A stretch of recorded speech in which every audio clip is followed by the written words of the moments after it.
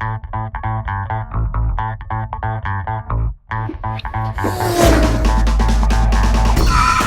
have that much room in here. You got plenty of room in here, girl. Bring it in tight.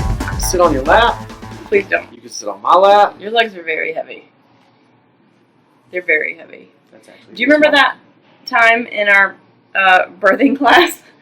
And they wanted your legs on top of mine because I was going to lean back and you were going to support. Yeah. I don't know. I was going to push You're Callie right freaking out. heavy. All right. So this week's topic. Why is my arm still around you? This week's topic. Because you love me. This week's topic. This week's topic. All right. Dun dun dun. All right. What's up, guys? I'm going to put in the little. This week's topic is Sun never sets on a badass. posing. All right. Let's just go ahead and address the elephant in the room. If the sound quality sucks, it's because our camera person Sorry, I left it home. forgot the camera. So we're doing this on the iPad or the MacBook, whatever this thing is called. I don't know. But hopefully it works out. And we didn't want to wait any longer because we've just been pushing this off. And so we wanted to get it done. So this week's topic is posing. All right. So the things we're going to cover, not in this order, are going to be posing coaches, hiring a posing coach, tips for what you need to do to practice, knowing what's mandatory for your organization, T-walks versus routines versus whether they're scored or not, your stage presence, and sportsmanship. So we're kind of going to ping pong ball around, I'm sure, because one thing will lead to another. But the first thing I have to tell anybody is if you're going to compete, I really think that no matter who you are, you should hire a posing coach or at least have someone to put eyes on you other than your own. I coach posing for a lot of people, but I still like to go to other athletes who may not even be coaches. They're just friends of mine that I know are very successful bodybuilders and say, hey, I'm a few weeks out. I'm going to start hitting some poses. Can you put eyes on me and just tell me if you see any weak points? Do you see anything that just really doesn't look good?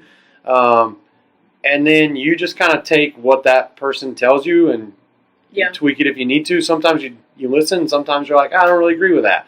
But if you've never posed, you need a freaking posing coach, or you're going to be the person on stage when I'm in the crowd ranting on my Facebook like I do at every show about how you've wasted your entire prep and all this hard work to get on stage and look like a tool because you don't know how to pose and showcase your physique. And nothing frustrates me more than that as a coach. Yeah. And even if you are a pretty good poser and maybe take an off season and come back into it, sometimes like your body just kind of forgets how it feels. And it's like, I mean, I pose in season and off season, but when you're getting ready for a show, your body changes and like your positions change and your posture changes and you want to show new things. And so it can be very different. I've hired several different posing coaches in the past, all very excellent, but all have their like very different styles. And that's nice for me because you don't want to look at a lineup of women or men or whatever and everyone is robotic, like looking the exact same. Like you want to have something special that you're bringing to the stage. So by me learning from, you know, a hand-picked select few, like I'm able to kind of merge different poses and different transitions and different characters. Because when you're on stage, like you essentially are in character.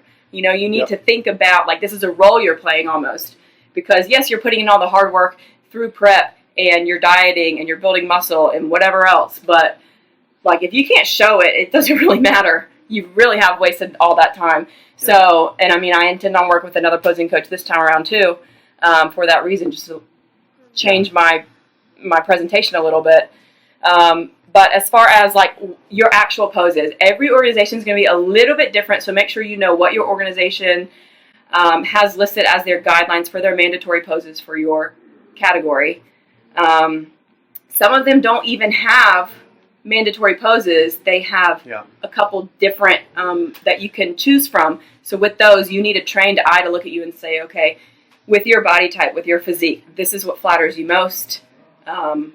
Yeah, so I'll elaborate on that because, and when you wonder, like, well, how could the poses be different? It could be tiny things. So, like most of our athletes that we coach compete in the OCB, and in their side poses, they don't have to do a stand. They can do a model pose. They can do the traditional side pose. Yep. They've come out and said, do whatever pose flatters your physique the most. So we have girls who, when they're in a side pose, the traditional standing figure pose, it just doesn't look as good as their model pose, and then vice versa, depending on their shape, depending on Yeah, so Marianne's shirt showing a model pose. And that may look better on somebody than their traditional side pose, and they don't have to do it. Other categories, like, say, for instance, bikini. In the NPC, girls don't move their hair, and in the OCB, girls move their hair in their back pose, so they're pulling their hair off of their back. Men's physique do quarter turns in the OCB, and most other natural organizations, I believe, but they don't do quarter turns in the NPC. If I may have that wrong, but I know they didn't used to, and I don't think they've started doing quarter turns. So there's certain things like that that you're going to notice. To find out what your organization requires, the best thing you can do is go to their website, find their guidelines, and then most organizations will have their guidelines and pictures of what their poses need to look like. However, I will say this. I've seen a lot of organizations with, like, these are examples of poses, and the poses actually aren't, they're terrible just because they're old pictures, or, the sport has evolved a lot in the last 10 years, and these pictures will be 10 years old, and somebody that's in a category for men's physique is actually a lot smaller than what the men's physique guys have become. Same with figure. And that's in all organizations, tested, untested. You want to make sure that you know what the mandatory poses are, and then you find a coach that coaches other athletes inside that organization and can help you master poses that suit you. Because for some guys in men's physique, I see a lot of guys doing this both hands on their hip thing. And for some people it works, and then other people it just makes them look really small, and they don't look very tapered. So if you're going to do things... It's about creating an illusion. Yeah. You want to do whatever makes you look the biggest and the best on stage. Mm-hmm. Another thing I'll talk about is, it's hard to do this without a coach if you're not really experienced, but I'm pretty good about paying attention to who's next to me on stage when I'm on stage. And if someone has better quads than you or a better back than you, and this is mostly for bodybuilding and classic physique, but if you have a good coach and you're hitting a certain pose that someone next to you is hitting and they look way better, you may have a different variant of that pose. Variant, is that a word? Variation? Whatever. You're going to hit that pose a little bit differently. So, like in a side tricep, it's one of my favorite poses, but it's not really my strongest, but my hamstrings are a strong part. So if somebody has a really good tricep, I'll hit a side tricep and I'll hit it in a lunge. Yeah. Because then it shows my hamstring and my calf. And it's just a way to kind of even the score, I guess, or equalize it. And then there's other little things you can do, but you just want to make sure what you're doing meets the guidelines of your organization, and that you're not... If you're a bikini girl, don't do a double bicep. Yeah, you just don't want to look stupid on stage. Same thing with men's physique. And so, like, men's physique and bikini competitors, I've seen girls and guys do their transition and then they hit a bicep shot before they go into their pose, and but that's really you should save that for your individual routine. So you'll either have like an individual routine, you might have a whole minute, or you might just go out and do quarter turns, or you'll have a T-walk in some organizations, or an I-walk or something like that. And so during this time, you really should, depending on the organization you're in, you should definitely hit the poses of your category. Some organizations only let you do your own poses for that category, but some let you play around a little bit. And so, like, I'm in figure, but I do a lot of physique poses in my T-walk, and that's fine because I'm still doing my figure poses, and it's still feminine. But I mean, I'm not gonna go do a crab most muscular. Yeah, she might. I did once with you, but that was a duo, so that's fine. But yeah, I would never do that like alone on stage by myself. But so all these alternative poses, just make sure they are still flattering for your physique and for your category. It's usually not judged though, so at this point it's really just for the crowd. It's for fun. That's what I was going to talk about. You need to know, some organizations, they do score your posing routine, and I wish all routines were or scored. They don't necessarily judge it, but they see it before prejudging, so the judge already has in their mind if they like you or not. So one thing I want to say is, like, we don't like, for guys that are in men's physique, this is just me as a bodybuilder because I'm old school, but like, a guy comes out in men's physique and he's wearing board shorts and he doesn't do a single men's physique pose, and all he hits are most musculars and biceps and side chests, and it drives me nuts. There's nothing wrong with it. This is just a personal pet peeve of mine where it's like, man, if you want to hit those poses and you like the way they look, step up and get on stage with the bodybuilders. I get it. People just like to do that, and it's about having fun. I also want our athletes to have fun. So the one thing that I would encourage everyone to do is if you're offered the opportunity to do a T-walk or to do a routine, do it and use up all the time you have doing it, because you've competed for, or not competed, I'm sorry, but you've prepped for who knows how long, hopefully long enough that it's been pretty miserable. And you're going to get on stage and prejudging is going to run, 5 minutes to 15 minutes of stage time, depending on if it's a small class or a large class, if it's amateur or pro. And then that's it. Have fun with your routine. Even though it's not scored, though, you are being seen by the judges, so you want to take advantage of that. Yeah. Let's move on to stage presence. Yep. So this is incorporated in your posing and your transitions, but it's really from the second you walk on stage until you exit, and even before, because when you're off stage, you're back behind that curtain that half of the judging panel can still see you. So, you want to make sure you are always, presentable. You don't want to just stand off on the side of the stage and just, slouch and, look bored or whatever, because they are seeing that. So when you come on, I get that there are, some characters that come on that want to be tough, especially the men, but smile, please. Smiling goes a long way, and I'm not joking. I've been to a show, I've competed in a show before where they walked us out and I made eye contact with all the judges, and this one judge went, "She's smiling." I'm not kidding. She's talking about the girl next to Marianne, though. No, she's talking about me. So yeah, no, that goes a long way, because you want to look relaxed and comfortable and confident. And sometimes smiling goes a long way. Especially as a male athlete. If you can hit a front double bicep and your quads are striped and your serratus are peeled from your top of your iliac all the way up to your lats, that is not an easy pose to hit and hold. And judges know that. If you're hitting a crab most muscular and you got veins popping out of your earlobes, but you're like this, geez, I'm just relaxed up here, guys. This isn't even hard. The judges are going to see that, and it just makes you look more conditioned. Is a judge scoring that? Not in the beginning, but you never know when it's going to come down to 1 point, and they're like, Don Long just made a post about that. Yeah, you guys look the exact same, and I'm going to give it to the person that looks like he's having fun. Yeah, they're going to start scoring at the conditioning based on who's sweating off their tan, who's breathing harder. That happened in that show last year.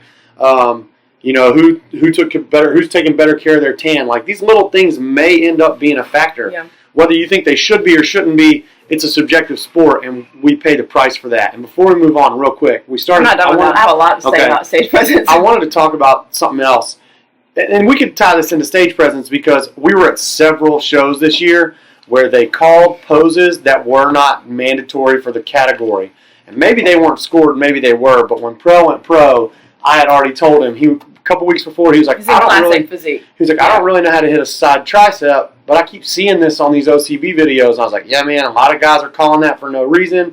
When I was in Arizona last year, or it was 2018 or 19 or something like that, they called a hamstring pose, they called a calf pose, they called a side serratus, they called a victory pose, they called a bunch of poses that people don't some of the people up on stage didn't even know how to do a hamstring pose and show their hamstring. So you need to make sure that you get a coach who can teach you all these little things in the event that they call it, because when they called that side tricep at the Queen City, Prell didn't hesitate. Can I tell? He set into that thing, man, and it was it was a very dominant presence that he knew what it was immediately. Yeah. He hit it. The pose looked really good on him, and he won the overall that day and went pro. My favorite side story, the judge was joking. It was a figure class. We had a girl in it. Erin was in it. They did their quarter turns. They were facing the back in their back pose, and the judge just jokingly said, "Okay, back up a bicep," and they were like, "What?" I said, "Do it!" And she I said, "Get it!" Killed it, and it was awesome. And so she hit it, and it looked really good. So, but I mean, that shouldn't be scored and but it's but it's fun. I mean, they were done judging. They were done. If they aren't done judging and they're just turning you, and you get to flex and show how much muscle you have in your back, if nothing else, the judges are like, "Dang, this girl's pretty yoked," So, but my thing is just know all the poses that could possibly be called. The other thing is, when you hit your poses, hit them with confidence. From the second you walk on stage, I can't say for figure and I mean, women's physique probably, and definitely not for bikini, but for any male category in women's physique, the minute you walk on stage, you're the biggest MFer on stage. Yeah. Like you walk out, your air is in your chest, you're big, your waist is tiny, and you're flexing the whole time. As soon as you turn front facing those judges, bam, your quads are locked up, and like you look like you know you deserve even to when be you on walk stage. on stage, I mean, I've seen you like even like every year really at the No Gear, and they bring your class out, and you just walk out, and it's like freaking thunderbolts like walking across the stage because everyone's looking at your legs, but it's like that's part of your presence, you know, not just your smile or whatever, but it's like the way that you walk, the way that you hold yourself, the way that you interact with the other athletes, because you know they're going to be switching places on stage, the way that you move your hair, you know, and this is so nitpicky, but when girls move to the back and they move their hair and there's a piece strangling, sometimes they're like, oh crap, like, and it's like, you need to make it look like it's on purpose. Yeah. You know, if I don't get on my hair, I'm going to do it again. Like, just smooth. Stay calm. Yeah. And because sometimes things like that do trip you up, you know, I mean, I've been to a show where there was literally a hole in the stage, and one of the women's heels kept getting stuck in it, and so like she had to scoot over, and that's fine, but it's like you just need to roll with the punches sometimes and make every movement look like it's on purpose. You need to know, and this would be something your coach would teach you and be able to coach you in, you should get to the venue early, try to figure out where the lighting is and where it's hitting, and know that if it's not very bright on the ends, which it's normally not very good on the ends, and not only that, but your angle of the judges, how far apart they are, you need to angle yourself in. So if I'm right here in front of the camera, it's fine. But if I'm over here, I'm now off to the side, so I want to angle my body in towards the judges, towards that head judge, so that the judges on the far right, or technically left of the judging panel can see you. You don't have to, but if you, that's what I said. Get there early, look, know what you need to do, but be aware of what's happening on stage. And you just talked about moving your hair. The other thing is for men, work on your transitions. If they say quarter turn to the right and you go like this, like a minion, it looks terrible. You need to have some sort of flow, and then you have other guys where it's just a hard pivot, a little stomp, and that's fine, but you want it to look intentional and like you know it's coming and you know what you're doing. So with that, you know, comes practice. It's not just knowing what to do or how to do it, it's making it ingrained in your mind, because you don't know how long you're going to be on stage. They might hold you up there for a long time, and if all you do is take your shirt off and look in the mirror and do a couple quarter turns, like, you're going to be screwed if you're on stage for 17 minutes. You are. So, because you're not going to be able to hold your poses. Especially if somebody like me is next to you, because I'm going to be talking crap to you about how unconditioned you are. Yeah, so that is part of your conditioning, you know, is knowing or being able to hold your poses. But yeah, no, I've seen people for sure lose spots that I thought were winners coming out on stage because they couldn't hold it. They started belly breathing. It looked bad. And so, but when you're practicing, if you wear heels in your category, do not practice without your heels. Yeah. Plain and simple. Like, you absolutely need your heels. I have a lot of walking in heels. You need to get a coach to teach you how to walk in heels, and you need to meal prep in heels. You need to vacuum your floor in heels. You need to live in heels. Yeah, because the way that you move and turn on, you know, with your feet are very different when you're in heels. Plus, it just makes you stand up straighter, which is going to be overall better for your stage presence anyway.